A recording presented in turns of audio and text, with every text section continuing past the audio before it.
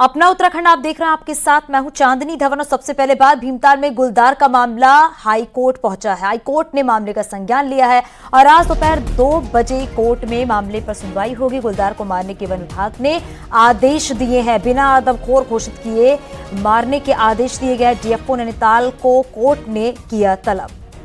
तो लगातार गुलदार के आतंक से स्थानीय लोग परेशान थे। अब ये पूरा मामला जो है हाईकोर्ट पहुंचा हुआ है और हाईकोर्ट ने इस पूरे मामले पर संज्ञान लिया है। दोपहर 2 बजे कोर्ट में इस पूरे मामले पर सुनवाई होगी। बताया जा रहा है कि गुलदार को मारने के वन विभाग ने आदेश दे दिए हैं और बिना आदमखोर घोषित किए मारने के आदेश दिए गए हैं। हालांकि कई दिनों से लगातार ये खबरें सामने आ रही हैं। गुलदार के आतंक से स्थानीय लोग किस कदर परेशान हैं, कितने डरे सहमे हुए हैं, वो अपने घर से निकल नहीं पा रहे हैं। हालांकि वन विभाग भी लगातार ये कोशिश कर रहा था कि कैसे आदमखोर गुलदार को पकड़ा जा सके, लेकिन अब बताया ये जा रहा है कि बिना आदमखोर घोषित किए मारने के आदेश दिए गए। हमारे सहयोगी वीरेंद्र हमारे साथ जुड़ गए हैं। वीरेंद्र, बताइए क्या अपडेट है, क्योंकि 2 बजे इस पूरे मामले में सुनवाई होगी और बिना आदमखोर घोषित किए मारने के आदेश दे दिए गए हैं इस गुलदार को। देखिए, जिस तरह से जो धारी और ये भीमताल वाला इलाका है, वहां पर 2 महिलाओं की मौत हो गई थी गुलदार के हमले से। उसके बाद वहां पर एक मॉब बना था और लगातार जो ग्रामीणों की मांग थी कि इस गुलदार को मार दिया जाए या इसको पकड़ा जाए, लेकिन वन विभाग ने बिना किसी कंफर्म किए जो गुलदार है या चाहे बाघ है उसको मारने के ऑर्डर जारी कर दिए थे। तो इस पूरे मामले का संज्ञान उत्तराखंड हाईकोर्ट ने आज लिया है। 2 बजे पूरे मामले की सुनवाई होनी है और डीएफओ नैनीताल को कोर्ट ने तलब किया है और पूछा है कि मतलब आपने जो नियम है या किस तरह से जो गुलदार को शूट एंड साइट के ऑर्डर दिए हैं वो किस तरह से दिए गए हैं। तो आज का दिन अहम है क्योंकि जो ग्रामीण हैं वो भी लगातार इस बात की मांग कर रहे हैं कि जो इलाका है वो दहशत में है, स्कूल के बच्चे स्कूल नहीं जा पा रहे हैं। तो 2 बजे मामला सुनवाई पर आएगा तो कोई निर्णय आज कोर्ट से निकलकर सामने आ पाएगा। जी, बहुत शुक्रिया इस पूरी जानकारी के लिए। अल्मोड़ा में जागेश्वर धाम के पास बाघ दिखाई देने के बाद से इस क्षेत्र में दहशत का माहौल है। वन विभाग ने लोगों से झुंड में जाने की अपील की है। वहीं बच्चों को स्कूल छोड़ने भी परिजन जाएं और ये भी अपील की गई है, वन विभाग ने की है। इसके साथ ही लोगों से जंगल नहीं जाने को वन विभाग ने कहा है और इलाके में बाघ की हलचल से लोगों में काफी खौफ है। वहीं वन विभाग ने पूरे इलाके में गश्त जो है वो बढ़ा दी है। हो गया कि वहाँ पे टाइगर का मूवमेंट हुआ है और मेरे द्वारा 3-4 टीम बनाकर लगभग 20-30 किलोमीटर के दायरे में जितने भी गांव आते हैं और स्कूल आते हैं सबको अवेयर कर दिया गया है कि आप जरा सावधानियां बरतें। चमोली बद्रीनाथ नेशनल हाईवे पर हनुमान चट्टी से लेकर बद्रीनाथ धाम तक सड़क पर बर्फ जम चुकी है, जिसके बाद सड़क पर भारी फिसलन हो रही है। बद्रीनाथ धाम में मास्टर प्लान के काम चल रहे हैं और अभी भी धाम में लगभग 400 से ज्यादा मजदूर अधिकारियों के साथ कर्मचारी मौजूद हैं। लेकिन बर्फबारी के बाद बद्रीनाथ धाम में सुबह शाम के तापमान में भारी गिरावट दर्ज की गई है।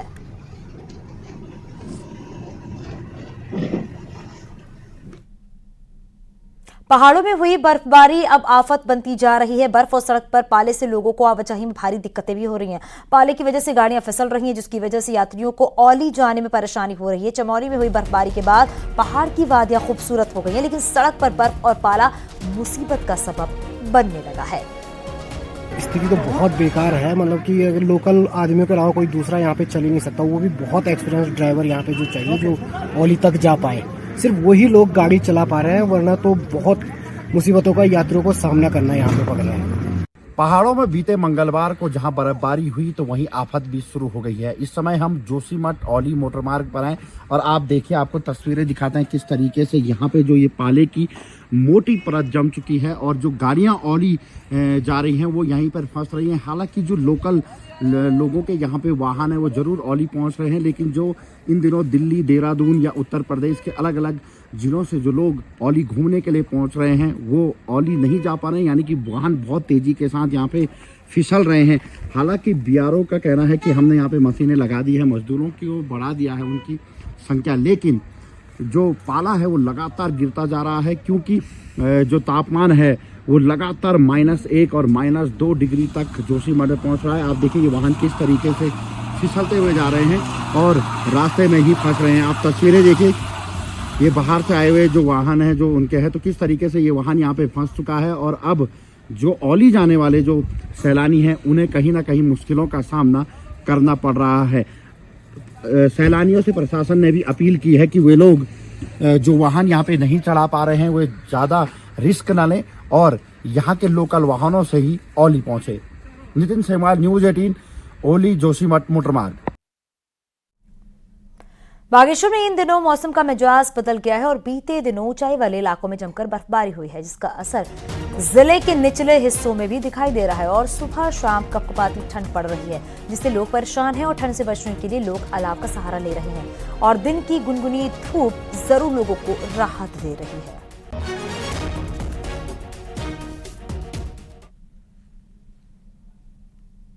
उत्तराखंड में जल्द ही मदरसे मॉडर्न बनाए जाने हैं। जनवरी से मॉडर्न मदरसे के लिए रजिस्ट्रेशन शुरू हो गया है और इन मॉडर्न मदरसों को एपीजे अब्दुल कलाम नाम दिया गया है, जिससे कि संस्कृत की भी शिक्षा दी जाएगी।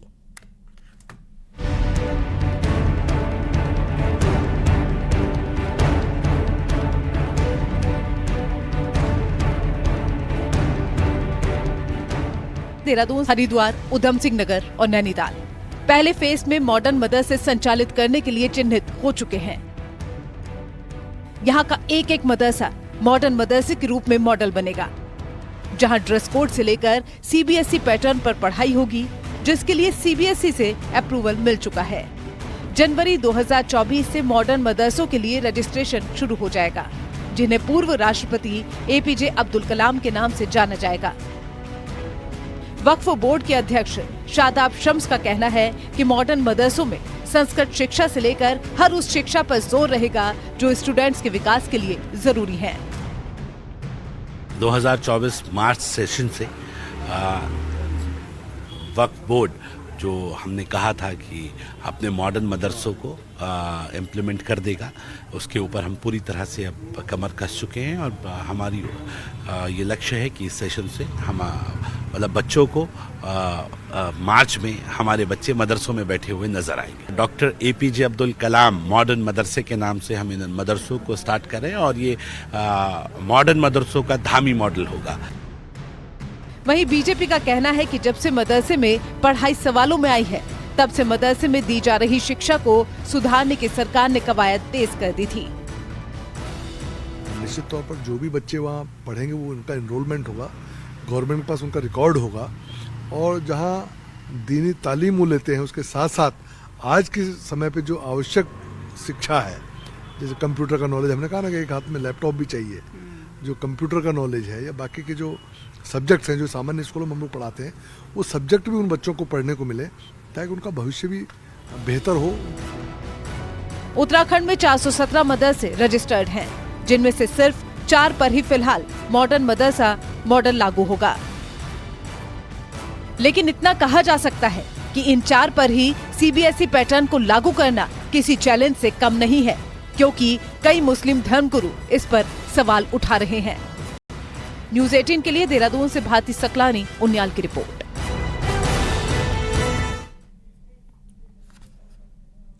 हरिद्वार में बारिश के सीजन में लैंडस्लाइड से क्षतिग्रस्त हुई मनसा देवी मंदिर की पहाड़ियों का ट्रीटमेंट अभी शुरू नहीं हो पाया है।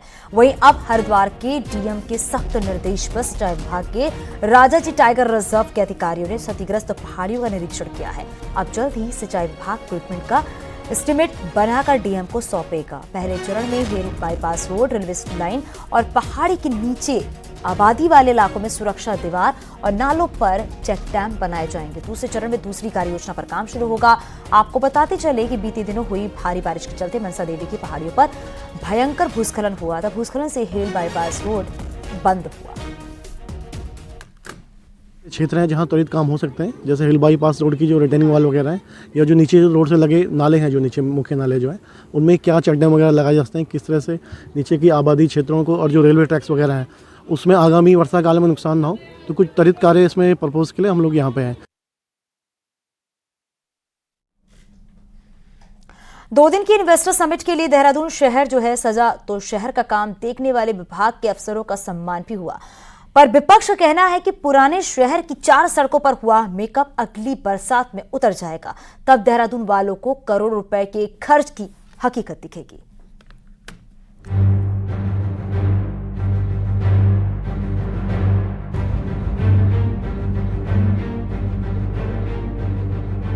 सम्मानित होने वाले ये अफसर कोई जंग जीत कर नहीं, काम करके आए हैं। इन्वेस्टर समिट के लिए देहरादून शहर की मेन सड़कों, दीवारों और बाजारों को सजाने का काम इन्हीं अधिकारियों के जिम्मे में था, जिन्हें शहरी विकास मंत्री प्रेमचंद अग्रवाल ने सम्मानित किया। वहीं कांग्रेस का कहना है कि करोड़ों रुपए खर्च करके हुआ देहरादून शहर का मेकअप अगली बरसात में उतर जाएगा, क्योंकि गलियों बस्तियों में अतिक्रमण और नालियों का वही हाल है जिस पर सम्मान पाने वाले इन अफसरों की नजर नहीं जाती।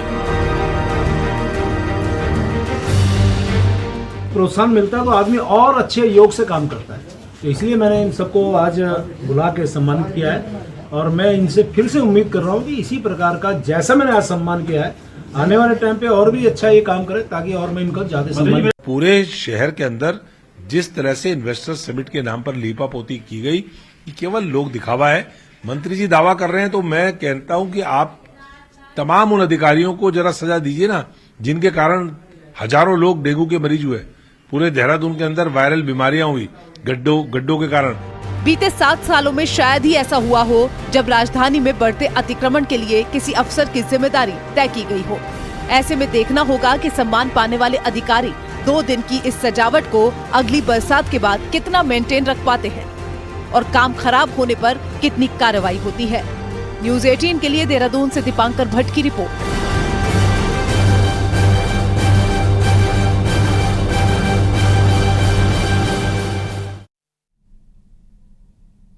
नैनीताल बैंक को निजी हाथों में सौंपने की तैयारियों के बीच कर्मचारियों का विरोध शुरू हो गया है। नैनीताल में बैंक कर्मचारी यूनियन ने विरोध दर्ज किया और प्रबंधन के खिलाफ नारेबाजी की है। नैनीताल बैंक के मंडल कार्यालय में विरोध के दौरान कर्मचारियों ने कहा है कि 10 करोड़ का चूना बैंक पर लगा है और लाइसेंस बेचने की तैयारी की जा रही है। कर्मचारियों ने कहा है या तो पीओबी में इसको मर्ज कर दिया जाए या फिर इसकी यथास्थिति बनाए रखे। कर्मचारियों ने अपने हितों से हो रहे खिलवाड़ पर कहा है कि अगर स्थिति साफ नहीं की गई तो आंदोलन को उग्र किया जाएगा। वहीं पर बैंक प्रबंधन ने कहा कि सभी कर्मचारियों के हितों को सुरक्षित किया गया है।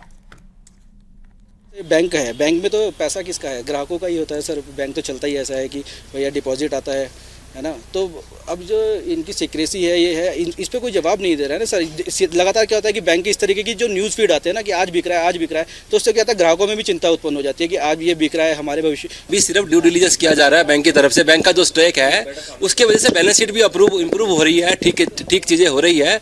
बाकी जो आप कर्मचारियों के हित की बात कर रहे हो, कर्मचारियों का हित पूरी तरह से सुरक्षित है और आगे भी सुरक्षित रहेगा। लोकसभा चुनाव से ठीक पहले धामी सरकार 4 बड़े फैसले कर सकती है। चुनावी लिहाज से यह धामी सरकार का मास्टर स्ट्रोक होगा।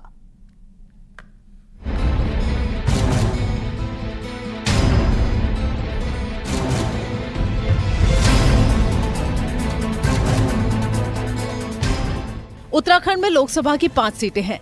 बीजेपी संगठन और सरकार 5 सीटें जीतने की हैट्रिक बनाना चाहती है। लोकसभा चुनाव नजदीक हैं, लिहाजा इससे पहले ही धामी सरकार संगठन, सरकार और जनता के लिहाज से 4 बड़े फैसले ले सकती है। ये फैसले होंगे उत्तराखंड में यूनिफॉर्म सिविल कोड को लागू करना, राज्य आंदोलनकारियों को क्षैतिज आरक्षण देने संबंधी विधेयक को पारित करना, संगठन के लिहाज से पार्टी के सक्रिय नेताओं को सरकार में दायित्व और कैबिनेट विस्तार। वहीं ये फैसले संगठन, सरकार, पब्लिक के साथ ही लोकसभा चुनाव के मद्देनजर एक तरह से धामी सरकार का मास्टर स्ट्रोक होंगे। इस प्रकार के फैसले यदि हमारी सरकार ले रही है तभी तो जनता हमारे पे विश्वास करती है। कोई बहाना नहीं, कोई लटकाना नहीं, कोई भटकाना नहीं। किसी भी मुद्दे को समय आने पे हम उसका निर्णय लेते हैं। ये लटकाने भटकाने की जो पॉलिसी कांग्रेस की थी वो तो गई। आगामी वर्ष में उत्तराखंड में यूसीसी लागू करने का पूरा कार्यक्रम तय हो चुका है। तो यह कार्यक्रम लागू होते ही मुझे लगता है ये पूरे देश भर के लिए एक बहुत बड़ी नज़ीर भी बनेगी और जिसकी आवश्यकता बहुत लंबे समय से देश के अंदर महसूस की जा रही है। सलक्यारा में टनल दुर्घटना के सफल रेस्क्यू ऑपरेशन से धामी सरकार ने अपनी ग्लोबल इमेज बनाई है, तो ग्लोबल इन्वेस्टर समिट जैसे बड़े आयोजन को सियासी रूप से भी कैश कराने में सरकार सफल रही। अब राज्य आंदोलनकारियों को आरक्षण और यूसीसी जैसे मुद्दों को जमीन पर उतारकर बीजेपी संगठन और सरकार चुनावी माहौल को अपने पक्ष में मोड़ने का काम करेगी। न्यूज 18 के लिए सुनील नप्रभात की रिपोर्ट।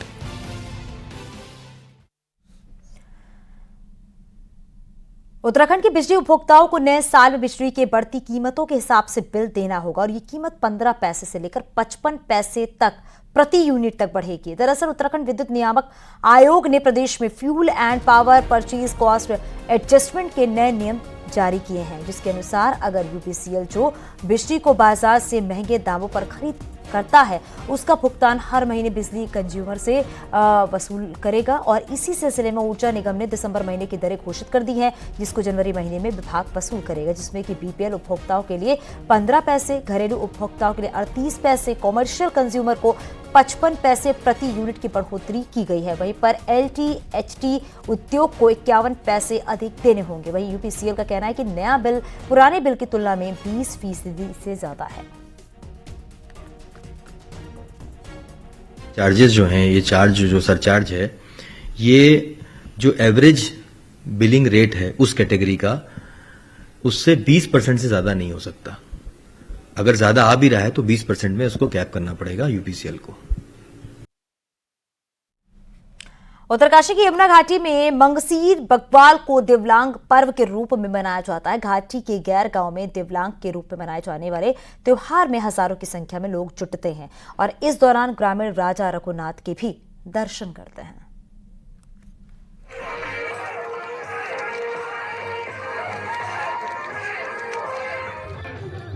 यमुना घाटी के गैर गांव में देवलांग पर्व को मनाने के लिए हर साल हजारों की संख्या में लोगों की भीड़ जुटती है।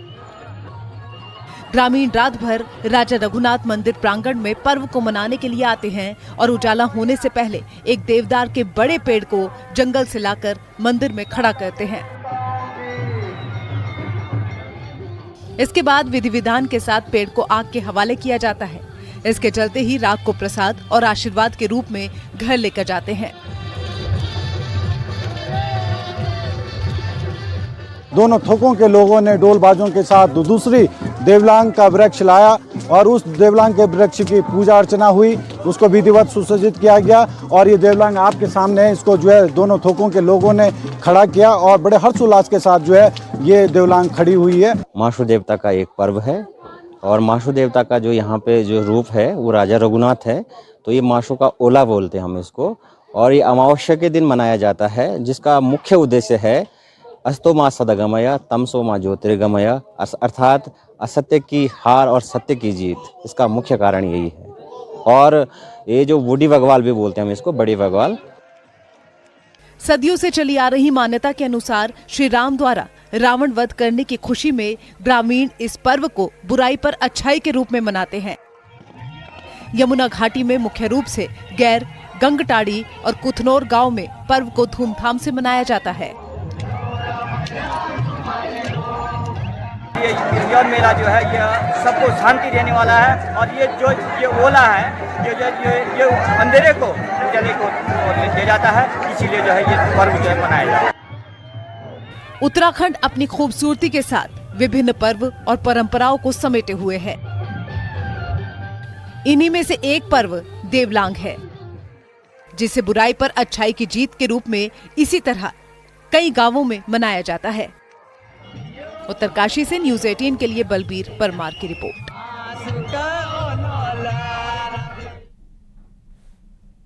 जौनसार बावर रवाई जौनपुर में 1 महीने बाद मनाई जाने वाली दीपावली की शुरुआत हो गई है। दीपावली का ये त्योहार 4 से 5 दिनों तक धूमधाम से मनाया जाता है।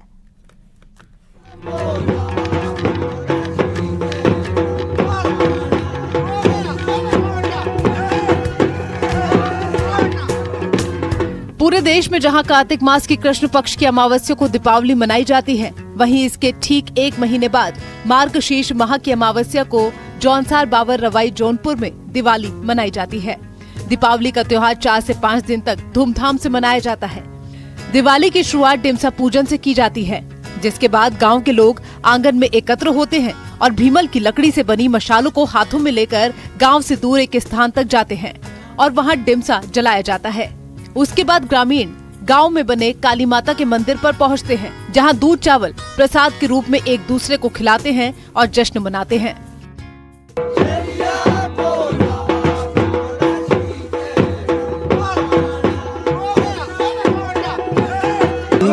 पहले डिमसा जलाया जाता है। उसके बाद हमारे यहाँ माता का मंदिर है, माता के मंदिर में दाल चावल और दूध का भोग चढ़ाया जाता है, जिससे आज से शुरुआत है। और उसके बाद हमारे पंचायती आंगन में बिरुड़ी का अखरोट फेंके जाते हैं, उसको बिरुड़ी बोलते हैं हमारे जौनसारी भाषा में। वहीं दिन के समय गांव के सभी परिवारों के द्वारा अखरोट एकत्र किए जाते हैं। उसके बाद मुख्य आंगन में गांव के बुजुर्ग लोगों द्वारा अखरोटों को फेंका जाता है, जिसे लोग उठाकर प्रसाद के रूप में ग्रहण करते हैं। रात को लोगों ने पंचायती आंगन में देवता के नाम पर पारंपरिक वेशभूषा में गीत गाते हुए हारुल नृत्य किया। रात भर गाने और नाचने का दौर चलता रहा।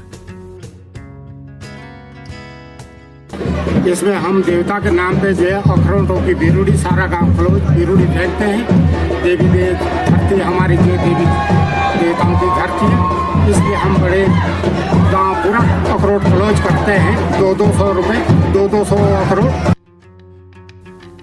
जौनसार बावर की अनूठी लोक संस्कृति विश्व प्रसिद्ध है। बूढ़ी दिवाली उसी लोक संस्कृति का एक अभिन्न अंग है। ये दिवाली क्षेत्र के आराध्य देव 4 महासु देवताओं को समर्पित होती है। आपसी सौहार्द का प्रतीक जौनसारी दिवाली में लोग मिलजुल कर एक दूसरे के सहयोग करते हैं और जश्न मनाते हैं। न्यूज़ 18 के लिए चक्राता से कुलदीप चौहान की रिपोर्ट।